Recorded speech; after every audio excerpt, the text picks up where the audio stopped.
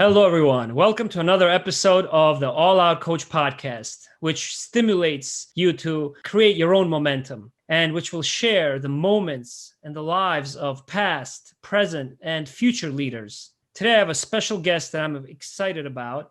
He will help us unveil the art behind the interactions between humans in different organizations and companies. His name is Todd Dewett. He is a PhD in organizational behavior. He's a best-selling author. He's a live and virtual global speaker, an educator, a coach. He's graduated from University of Memphis, University of Tennessee, got his business degree and PhD from Texas A&M, and he has a website called drdewett.com and a new book out called Live Hard. Todd, it's a pleasure to have you on my show. How are you today? I'm wonderful. Thank you. It's great to see you and appreciate you having me on. Great. I'd like to ask you to talk about the path that led you to study organizational behavior and get your PhD in that subject first. Well, it's to be honest with you, it's kind of a study of figuring out where I did not fit before I figured out where I fit. So I started after undergrad in an MBA with a couple of companies you've probably heard of. One's called, well, now it's called Accenture. At the time, it was Anderson. And then Ernst & Young for a small number of years doing the consulting thing. And what I figured out there inside of those big firms is that I really was interested in business in a lot of ways. In particular, I fell for the relationship side of the equation, watching people try to understand each other and help each other as we all move towards goals. That was fascinating to me. And I recognized quickly we weren't really great at it. It's so central to being successful, but we weren't great at it.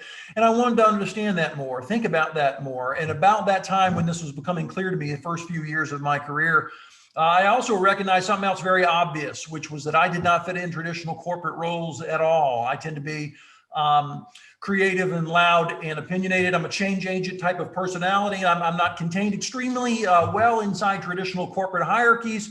And that's not good or bad, by the way. That's just a reality. And it became clear to me. And so I put all these things together and realized I had a plan that maybe would allow me to cope with those realities really well, which was to go and leave industry in the classic sense and go get a PhD. So the reason I went to business school and got a PhD in studying people at work was because I'm fascinated by these topics and frankly, how they're so important. And yet I knew I needed something of an outsider role in studying them in order for me to be a happy person and to add a lot of value. And so that's why I left corporate America and went and became a professor for a long time, which lasted for about 15 years, PhD, postdoc, 10 years as a professor.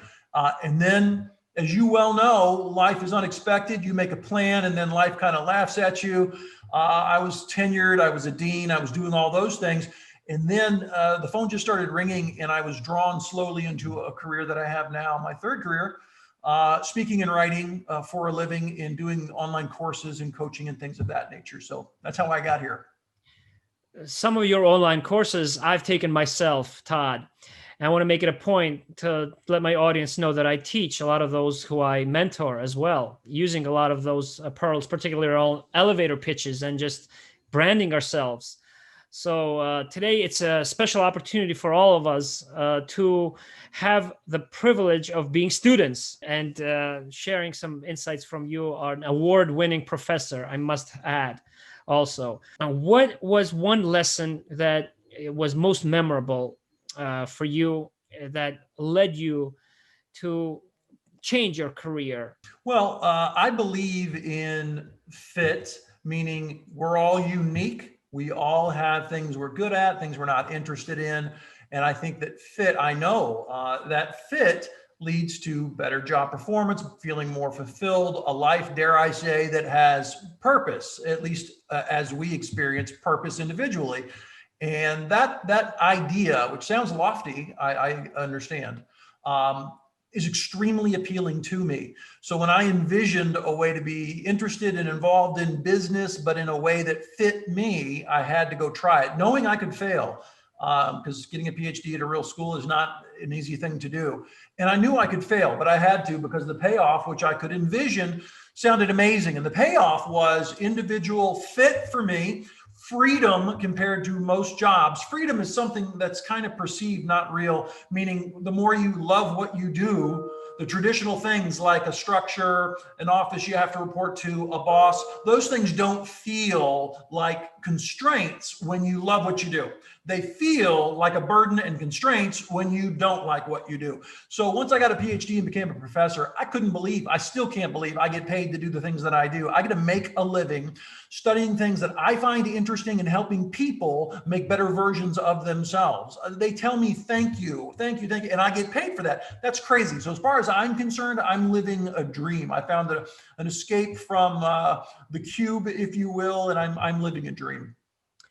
Yeah, you teach many different students, and there are next generation leaders out there who want to become entrepreneurs right away. They don't want to pursue a business degree. They just start their own, companies. What is some advice you have to them who are somewhat impatient, let's say? I understand where impatience comes from. I have plenty of it. I can understand that. And I remember being full of energy and desire in my 20s. 20s is a peculiar time where we think we know a lot and have yet to realize how little we know, which is a dangerous, beautiful thing if you think about it. So what I say to you is, the more you take risks to go find areas that truly do fit you, the shorter your wait will be until you're allowed to fully be you. So for example, young people come up to me all the time and they say, I want to be expressive and I want to look like I want to look, et cetera, et cetera. And I go, well, okay, but the first coin of the realm, the first thing that matters in any vocation, any industry period, is what are the metrics that matter to define great performance, and can I achieve those? Can I perform at an above average level on those metrics? That really is a universal statement for anyone, anywhere, almost any age, especially young people. And you've got to do that. That's step one. Do that. Be an above average performer in the ways top performance is defined in your area. Do that. Put in the hours, sweat, sweat, sweat, sweat, because when you get past that, and it might take you 6 months or 6 years, but when you get there, it's crazy how much more latitude or wiggle room that you have to be you, to speak your mind, to not agree when you don't want to agree, to look like you want to look, to chase new job ventures the way you want to chase them instead of what they tell you to do. All of that personal liberty comes after you get educated, get your first opportunity, and find success with the metrics that they traditionally use. Then for the back 4/5 of your career, then you start having an opportunity to be a little more specifically who you want to be as a professional. Does that make sense? Yeah, absolutely. Absolutely. I relate to that a lot. First of all, I can see how you energize a lot of people just because you captured my attention and my energy in a virtual course on LinkedIn, which many people in my industry or in any industry need to first find the time to do that, and then need to be really attentive and then apply it to their life and to their business. And I'm a living testament to show that I've done that. Now, one thing that I relate to also is that I've been in the corporate environment also for 16 years. And, there are many business phrases and corporate speak and jargon that I've never used in my life. Yet I've still been somewhat valuable, I would like to think, to many different startup organizations, large established organizations as well. And so I also teach a lot of those who I mentor that you have to create the value for others rather than fit yourself into the mold that others make for you. And that's what I'm hearing from what you've observed. So my question to you is, what are some characteristics that you've seen among other people, other students you may have had, who have been able to maintain their character, and regardless of what organization they worked in or what environment they were in? What was it about them? What did they do differently? Yeah. Well, you have to have, it's a great question. You have to have things that are universally valued before they value things that are uniquely valued. Let me say that again. You have to have things that are universally valued by others before they start to value the unique things in you, which is kind of what I said a minute ago. So number one's hard work. That's universally valued by anyone that's going to hire you for almost anything. And then there's this thing, you've got to find out what matters to them and deliver over some initial period of a career, because when you do that, they start to change their perception of you. You might not have changed, but their perception of you will change. So what's the difference between being viewed by someone as uniquely interesting and maybe eccentric in a good way versus strange and weird. Same person, different perception. And the answer is, are you giving them those universally valued things that they need? To the extent the answer is yes, then their perspective of you shifts towards the interesting, eccentric, value-added, thing that Todd, everyone talks about me. No one says, I like Todd in spite of his tattoos. No one says that. They say that guy delivers and is helpful. And oh, by the way, if you're interested, maybe you are, maybe you're not. He looks a little different. But it's a secondary thing. It matters very little because the place where I add value is what matters most. So you want to get away with being unique. How do you maintain a sense of authenticity across your career? You've got to, number one, understand your values. And of course, make sure you're not ever found to be compromising those on a regular basis, of course. But aside from that, it's hard work and can you deliver results? If you can do that while being ethical, it's amazing how much space you'll create to be as colorful, different, and unique as you want to be. I know you have many tattoos and you've been a leader who has recognized leader and you've maintained your personality. I often talk about the fact that our behavior is our number one brand. That's one of my messages on All Out Coach, because it's not what we say, what we look like, what we dress like, or our background that makes us different, but it's ultimately what we do. I agree with you absolutely, Todd. What were some turning points, pivotal moments in your life where you felt like you had developed your character, that you had gotten to know who you were? I'll try and give a couple examples. So I'm lucky, and I admit this. A lot of people struggle with finding, hey, what's my calling in life? Yeah. And I think it's a right to struggle. And I take a lot of time to help people try and think through that because it can be difficult, of course. Number one, you don't know what it is. Number two, some people think they might know what it is, but then they're afraid to take the risks associated with achieving it and chasing it and trying it. So there's these different phases people fit in. I've known since I was quite young that I was a different communicator, that people listened to me from age 11, 12. My friends would come to me when they were angry, when they wanted to yell about their parents or whatever it was. I was always that person. I was that kid as a teenager who was playing informal counselor to his friends, male, female, didn't matter. I've always been that person. And then I decided to make that into a career in different ways and throw a lot of quality education on top of it to give me the right words to frame what that's all about. So there's a couple people I would give huge credit for. I'll mention just two, or in terms of big events or turning points to your question. One was my mom. I remember I was leaving or thinking about leaving Ernst & Young back in the day. So I had a prestigious job, prestigious title. I was young, making a good salary, all those things that are allegedly, I was in a good place in the eyes of others. And I was miserable. I mean, unhappy person, knowing I was happy I could prove I could earn. I was happy I could prove I was bright and work hard. I didn't feel fit, to use that word again. I didn't feel fulfilled. I didn't feel purpose, none of that. And I thought to myself, do I have to feel this way for the next 40 years? Is this it? Oh man, that's horrible. I started to envision a different path, which I'm now on. And I said, do I want to take the risks to do that? And I remember a phone call with my mother. Both my parents are gone now. But I remember a phone call with my mother, and I was emotional, and she asked me, like moms do, what's wrong with you? And I became much more emotional, started crying. As I was talking to my mother, I was 27 years old, maybe 27, I think. And I admitted to her that I felt misplaced, not fulfilled, and worried that feeling unfulfilled and not using my creativity or my potential was going to be all I did for the next 30, 40 years. And I was worried about that. And I was thinking about walking away from this prestigious thing to take a huge risk that might blow up in my face just for the chance of finding the dream that we all talk about, our own different dreams. I had my dream of something that fit better in helping people. And so she just told me, look, man, it took me till I was in my 50s to say to myself some basic truths about myself. You're trying to do that hardcore right now before you hit 30. Good for you for trying to be so honest. Life is short. Take my word for it, she said to me, a theme I've talked about before, written about, and it's in Live Hard as well. And I got to tell you, you should take that risk. Why wouldn't you? At the time, I was not married. I had no kids. She said, why wouldn't you? Where's the risk? I think you're blowing this out of proportion.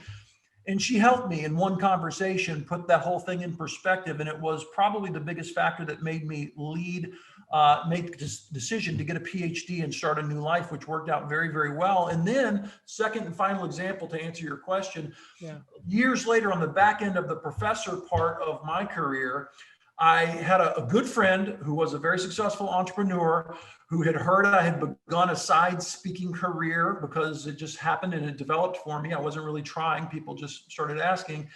And finally, he had an opportunity, this very successful entrepreneur friend, to come watch me give a talk. It was to a bunch of doctors and surgeons at some hospital.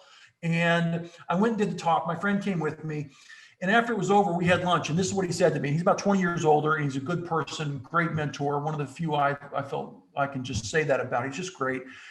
And he looked at me and he said, you know what? I get it now. I've heard so-and-so and so-and-so talk about you as a speaker, but I've seen it now. I get it. You're really good at telling stories and words and emotionally grabbing people. And I like that. But you know what? And then I said, what?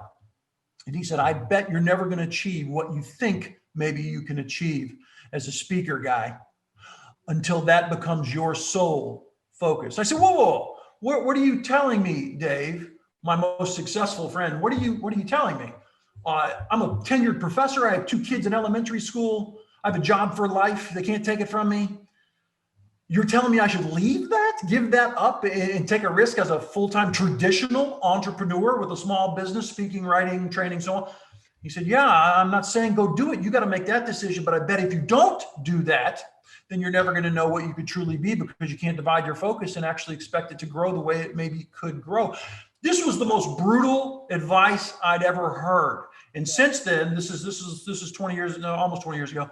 I now know this is somewhat common advice that's been given to many entrepreneurs who are thinking about getting dedicated as entrepreneurs. I needed to hear that. And I ended up shocking everyone, long story short, when I quit a tenured for life job and went without a paycheck and moved to a new city and started trying to earn a living only doing the speaking, writing courses, entrepreneur thing. It was some of the most brutal advice I have ever received, and it was correct. So when I think about pivotal moments, I think about the encouragement and support, the belief my mom gave me in that conversation. And I think about one of my favorite people and mentors, a guy named Dave. His name's Dave Gasper. And he put truth to me like a good mentor or friend will, even when you don't want to hear it. That's some of the best things you'll ever hear are the most difficult to hear. And that one for me is my favorite example. Yeah, I've interviewed a sales coach, an award-winning CEO also, who's a mentor as well. And he talks about mentors changing your own view of yourself, which is what that example, I think, describes. Absolutely. Your authenticity comes across through all your courses, through your speaking lectures that I've heard you do. Do you think that those people who are authentic are also the most trustworthy and the happiest at work in different organizations that you've observed? Great question. And the answer is no, there is not a simple answer to that. People who want to be authentic wish it were that true. It's not. Trustworthiness comes from a variety of things. One might be being perceived as trustworthy. One might be being authentic and real in some positive sense, because authentic and real can be negative too. Authentic and real in a positive sense. I agree. Yeah, of course. But then there's the performance thing. Do you keep your word? Do you work hard? Do you thus perform? Back to those fundamental universal things about adding value that we have to do in any given context. So does authenticity help or hurt? Depends. Are you working hard and achieving results? If the answer is yes, authenticity makes you look like a person they can't wait to tell others about. If you're underperforming based on whatever performance is in that context, authenticity looks like you're a loud person who gets on other people's nerves. So it depends on what's valued in a given context and how well you perform. What's valued and how well you perform. I have an anecdote. I mean, when I was in a pharmacy school, I was getting some hours practicing in working in a pharmacy, right? Before I would embark into a career in the pharmaceutical industry. But I was the kind of person that I just never felt like I needed to show that I was busy. Busy to me was not a badge of honor. Yet I wanted to do the work. I wanted to do it with a quality, right? And so I had one manager who just couldn't stand that, when somebody was walking around with their hands in their pockets and kind of like talking about life. Even though we weren't busy as a pharmacy in that moment, what I ended up doing was I wanted to test her a little bit, to share not just words and not just data with her, but to share some emotions, better relationships. So the next phone call that I received, I acted as if it was a nurse calling in a script. Continued the conversation over the phone, just as she was nearby. Just being lighthearted, created some humor, right, in the workplace. At the end, she actually fell for it. But then, I broke her the news that there's no script, nothing urgent. She actually started to smoke. She had never smoked before, but she went out and she took a smoke for the first time. The reason why I'm telling that story is that I find original thinkers and people who change the status quo, who were kind of effortless at work, Sure. are the ones that are probably able to be genuine. But then I also, I think there is that question that many people are confused by, many different coaches, right, and leaders out there, who there's some who tell them, look, don't worry about what other people tell you, right? Just do what you have to, just be yourself. Then there's others, craft your message to the audience. I've given you both. Yeah. I've given you both. Start by understanding the audience and give them what they need to earn the right to be fully you. But what I often say is that they need to first study themselves and whether or not they're valuable to others as well. I mean, every situation is different. Every context is different. I couldn't possibly agree more. Let me take one part of what you said and riff on it for just a second. You said people have to start with themselves. What do I really know myself? Can I engage anything that we've been talking about if I don't really understand myself? Most people don't. For example, they think they do, but they've never been asked to. That's a real shortcoming of the educational system as far as I'm concerned. The idea of self-reflection and thinking deeply about what I think, how I feel, emotional management, emotional intelligence, thinking about what I value and how that plays into decision-making, thinking about how to approach decisions. These are basic, positive human thinking things that we should care a lot about. And we invest that much in them in terms of trying to educate people to engage them successfully.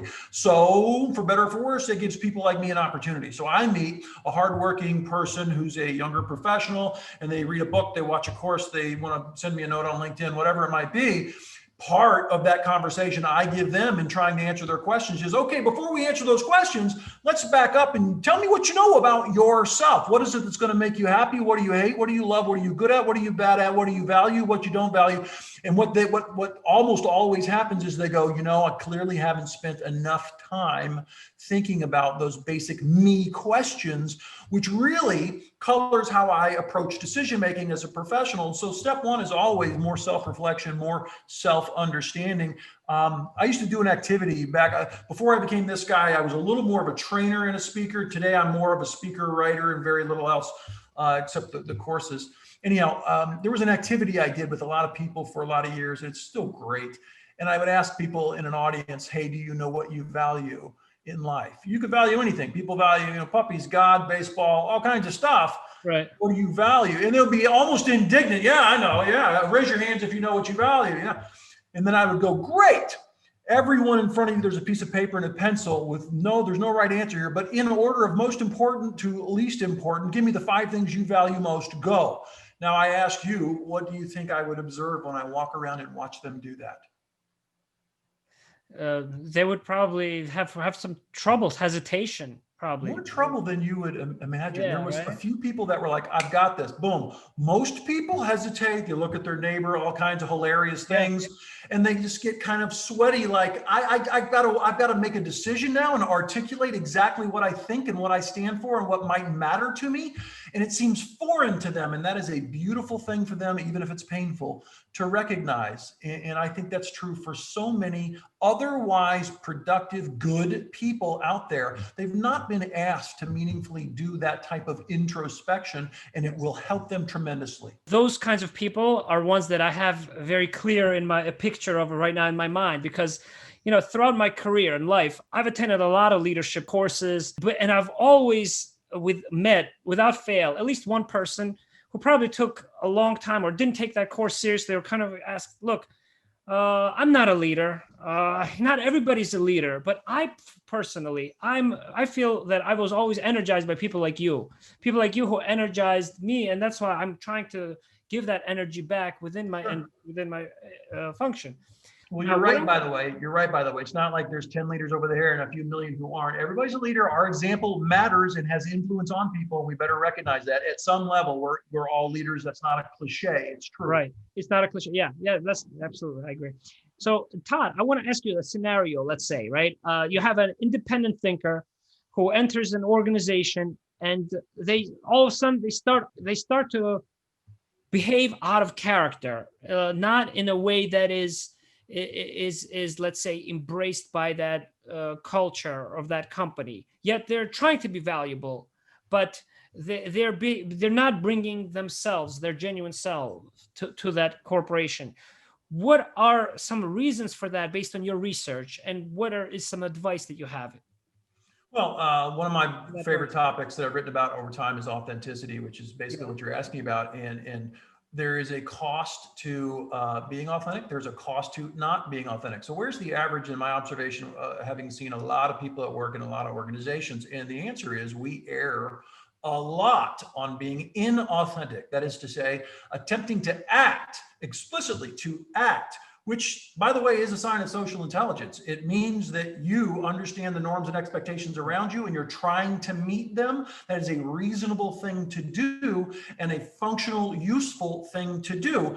My observation, and the science backs this up big time, is that on average, we do that, care about that way too much, to the point that we're not really bringing the full self, our authentic self, the real self to work. We're actually just giving a part of ourselves, a heavily filtered, heavily censored version of ourselves. We're engaging in minimal transactions instead of emotional, useful relationships, etc. So when you see a person who gets authenticity, or who by personality can't hide and act very well, has no interest in it, they have great trouble in organizational life. You're talking to one of them. I wasn't good at censoring and filtering like a smart person is supposed to, even though I was smart in other ways. It's just not something I was good at, and there's a cost to that. So what I would expect for any hardworking, intelligent person who's not good at playing the game, at managing impressions, I expect them to ruffle feathers, and unless they are highly connected, which for better or for worse matters, unless they're highly connected or extremely good at what they do and their value cannot be denied and their eccentricities must be tolerated, they will face challenges big time. And very often it will limit their growth. And to me, if you start receiving signs over a year or two with an organization, not over a decade, but just a year or two, signs that being you is hurting more than helping. You got passed over for the promotion more than most of your peers. You didn't get the cool projects that you wanted that others got. If that evidence is piling up, the employee evaluation was more difficult than you thought it should have been because they cared about things you didn't think mattered, et cetera, et cetera. That's not an indication that you are doomed or somehow flawed. It is better explained as you are not in the right role, the right organization, possibly the right industry, possibly the right vocation. It's a fit issue for you. If you're in the right place, now no one finds a perfect fit, even me. I love what I do, and I've got very high fit, but it's not perfect. There's still things I have to do I don't love. That's normal. But if you have to fight and feel angst and feel unfulfilled and feel like you're acting and stressed all the time, you're not in the right place is a far better explanation than you're flawed and should change who you are. And you have to create your own momentum, I think. You know, one point that I make on my show, by the way, since this is the first time you're on my show, and you're welcome to come back many times again, Todd, is that I lately make it a point not to introduce my podcast in the same way like a broken record, or not to hire someone's great voice, for example. No offense to those. Those are professional. Those are great. But what I'm doing is I'm finding different ways to introduce and describe my podcast, and that is a segue to the next question, which is that course. And I was going to ask you this question about how to pitch yourself. Like if there is, you gave some great advice in that course that I took, and I would love for you to maybe summarize it to some of those leaders that are listening to this course. How do they pitch themselves? Well, there's no perfect answer to that for sure. There's lots of opinions out there. Right. I think there's some rules that really matter. Less is more, non-technical instead of technical is more. When someone says, especially to a younger professional, hey, what are you up to? Try and be simple to the point and have a tiny reflection of the past of where you are and where you want to go. So I framed it kind of that way in the course. Yeah. A tiny reflection, tiny, and I keep saying tiny and brief and fast because you're not supposed to answer the question, hey, nice to meet you, what do you do? With a 10-minute response. That's insane. Right. You're supposed to have a 10 or 30-second response, and that's plenty if you've thought it out. And part of the course was just trying to tell everyone watching, hey guys, think about this proactively and practice this, and you can be ready for your 10-second or your 20-second, your 30, your short response instead of the multi-minute response, which will make everyone uncomfortable around you. So the short answer is to say, well, I've been in pharmaceuticals for 10 years now, first in sales, now in management, and I'm really enjoying growing in the sales management side of pharmaceuticals, especially in the name of technical area where you've gotten some real progress or real interest in the future. There's 10 seconds of great information that explained where you were, where you are, where you're aspiring to, and it didn't take any excess amount of time. So some, I hate to frame things too simply, but some small amount just like that is exactly where people should start with a pitch or a response to a question like that. And then most people are going to be so happy that you were concise and focused and brief, they're going to inquire a little bit about something you said. And now you've got round two where you can go even further, but never let yourself go into that multi-minute answer. It's always brief. And I'll give you another tip. It's not just brief that's so beautiful and appreciated and understood by people, but go ahead and after they show a little interest, if you're lucky and they do, ask them about themselves, because the number one way to get someone, I hate to say, I don't want to sound like I'm manipulating at all, I'm just being honest about relationships. Yeah. If you want to build rapport, genuine interest in them, a question about them, an inquiry about what makes them tick, where they are, where they're going, is probably the biggest way to, in turn, generate interest from them in you. It's about reciprocating, not about you dictating. Yeah, thank you. Where you are and where you're going is what I took away from that course. And so in terms of relationships, what are some personal stories that you are willing to share with us in which you were able to turn some relationships around or transform some relationships? Well, probably. How did you do that? I mean, as a coach, as a speaker, coach guy, I have many, many examples of that. I could tell you stories about coming off stage. I've been in front of many, many hundreds of thousands of people, and you come off stage and someone grabs you and says, you know what? I haven't talked to my son for a year because he got 2 tattoos and I thought that was an abomination and would ruin his career. And I'm watching you today and I even forgot that you had tattoos because I was just into the message. And now I realize it doesn't matter, that substance and character are a different thing, and the packaging really doesn't matter when the substance and character is there. I can't wait to go call my son and tell him I finally figured that out. I've heard a million versions of that, and it makes me happy. But probably the best answer to your question involves my dad. And as I mentioned, my parents are both gone, but man, they taught me a ton, and I've written about it in several books. Mm-hmm. My dad was a pretty serious alcoholic for most of his life, and he quit. And one of the reasons I'm a person who helps people understand, hey, and change, improvement, if not flat out transformation, is not a joke. It's not a trite cliche. It's a real possibility if you're serious about it.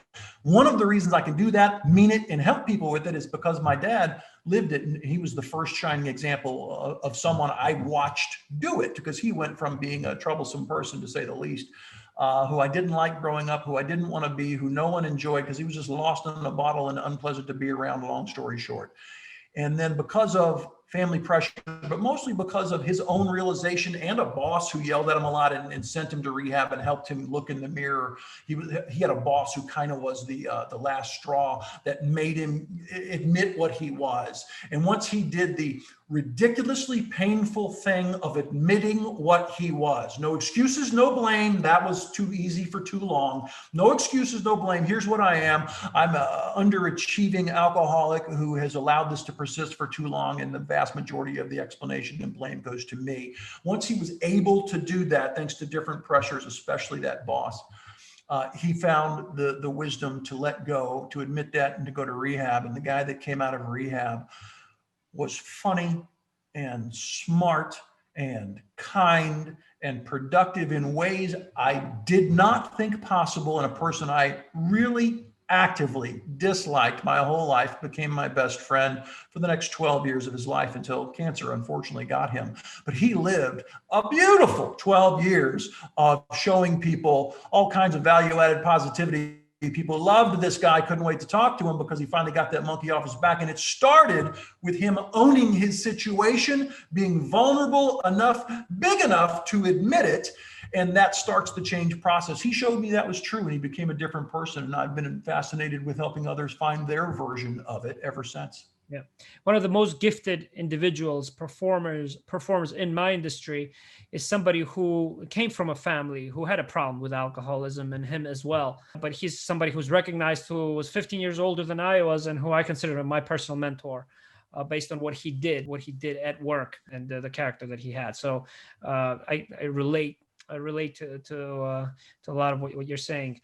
Todd, I have a few questions as we wrap up. There's a couple of most important questions that I have in my mind. And the first one is, what are some of the biggest problems you're asked to solve?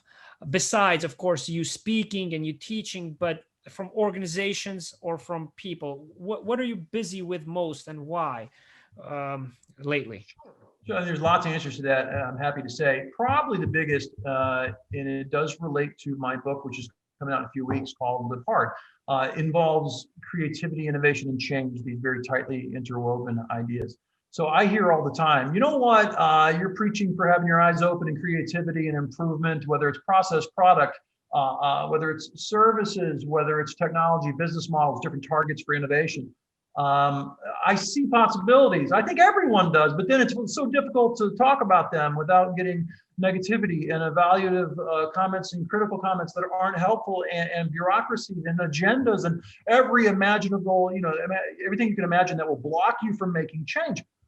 And I say, yes, you're right. So the question is, can you be a voice people want to listen to? Can you have enough social capital from your performance for people to know that they have to listen to you? Can you build a coalition of people through relationship skills that help you bring a bunch of people to an issue, not just yourself to an issue?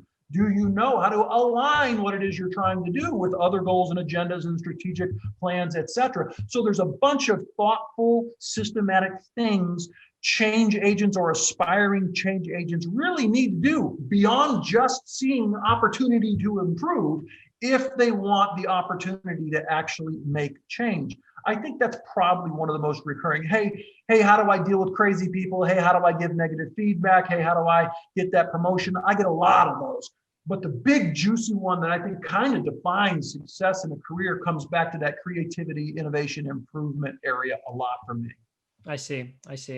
One question I do have to ask you, because it's a personal interest, because of my background, and also because you have a PhD in organizational behavior, it has to do with company culture. And as you know, and I've talked to you about this before, I prefer the term cultural growth over time to cultural fit. But when I've led company culture initiatives, company-wide initiatives, the kinds of challenges I've received are the timing. Look, it's the status quo.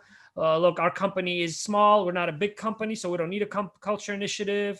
Those kinds of challenges, right? Or it has to form organically. You don't need structure for company culture, right? So what is the ultimate ROI for organizations? If we take an organizational perspective on company culture based on your research and your own personal perspectives, Todd. Sure. So I would say there is no ROI for cultural initiatives. That's a thing that in certain financial areas is a very mathematically achievable result. And because that's true, people want an ROI in every other area of organizational life, right? Which is a terribly difficult proposition that doesn't always work out mathematically or statistically very easily. So what I tell anyone who's interested in that around people-related issues, training, leadership development, culture initiatives, et cetera, I say, well, you know what? You don't have an ROI formula that's going to impress me, so don't look for one. But what you do have are metrics that indicate success. So for culture, there's some top line common answers that clearly should be in the conversation if you want to talk about whether or not a cultural initiative 12 months, 24 months, 36 months later is really working. So what's productivity look like?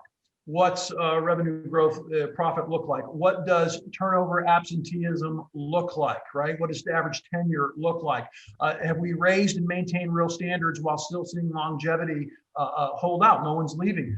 That's amazing. If you can show me that we have real standards and that we attract we have no talent, we have market average wages. Why? We don't have to pay the top dollar, and we still attract people because culture is exactly where it should be: open, interesting, progressive, full of opportunities. People's voices are heard, employees are valued, etc. When you have a positive culture that does those things, you will see it in terms of talent attraction, in terms of productivity. And frankly, when you ask a team, guys, I've got an idea, would you go with me? No one looks at you and says, I'm not going with you. It's not in my job, sir, in my job description. That's what someone in a crappy culture will say to you. You're in a positive, productive, progressive culture. They're going to say, that's interesting. How can I help? Even if it takes extra time for me, for which I'm not directly paid. So you'll see indicators. I just mentioned 20, some formal, some informal, that tell you cultural initiatives are working, but it's not going to come in the form of a classic ROI. Thank you, Todd. Are there particular examples that you want to mention very quickly of successful progressive company cultures you've seen recently? Well, I've seen many, for example, on the compensation issue. People come at me and I go, well, how's, retention and your ability to attract talent and turnover? What's that look like? And they go, well, I mean, it's pretty good. And we're industry competitive. And I think the reason we're competitive on retention, for example, is because our wages are in the 90th percentile, 95th percentile in the industry. And they're proud of that. And I always say the same thing. Did you know you do not have to pay the top wage? I mean, better than 50% would be great. But you don't have to be at 95. I mean, 60 and up to 85, somewhere in there. If the culture was right, absolutely would be sufficient. And they look at me like, are you crazy? I'm like, no, because what we find about people who leave organizations, the number one reason they voluntarily leave organizations, which is the right of the privileged few who are talented and have mobility in a market, right? The number one reason they voluntarily leave is because of bad boss relationships and no belief in the culture, the purpose, the higher goals, the opportunities, things which really do start to sound a little bit like culture. So if you want to believe in culture, you don't have to pay the best. You have to act every day the best. You don't have to espouse the right values. This is great culture. You ready? It's the difference between espousing great ideals that you put on your website, your shareholder report, and something you blast out on email versus actually living them every day. Because when the average manager is a person trying to do their job and help you survive and thrive, not just to yell at you, but to help you survive and grow and thrive, when the average manager is that type of person, that is indicative of an amazing culture that values people as much as profit. And when that's the case, I got to tell you, I see it all the time on compensation and other things where they go, goodness is defined by market leading. No, you want market leading culture, but not necessarily market leading everything else. You don't have to have the strongest, most expensive benefit package. You better be above average if you care about your people, for sure. But you don't have to have the best, the most mind-blowing expenditures. No, you have to have relationships, managers who have relationships that are the best. And when that's true, your culture is strong, positive, and progressive, and people will accept good, not great compensation. I'm not trying to advocate for low comp at all. I'm saying you don't have to go broke trying to beat everyone in the industry if you're a great place to work. Thank you, Todd. I think you've inspired us all to believe that we can be ourselves, we can be genuine, can create our own momentum, regardless of what company we work in. We can reinvent ourselves throughout our life and career and still be successful. So I really appreciate your time, Todd. And usually at the end of my show, I ask my guests if they have a message. Oh, thanks very much. I appreciate you asking. The message would be simple. Choose to believe the truth, which is that more is always possible. More is always possible of you, of your team, of your career, of your organization. I believe that's true. And the more you focus on it, the more you will make that come to life. I believe that. Anyone interested in me can, of course, connect on LinkedIn or just go to my home on the internet at www.drdewett.com.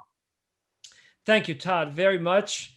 I look forward to reading your book, Live Hard, and more of your courses, your lectures online, anywhere I can catch them. Thank you so much for being a guest, and you're invited always on All Out Coach, Todd. Hey, my pleasure. Thanks for having me. Thank you.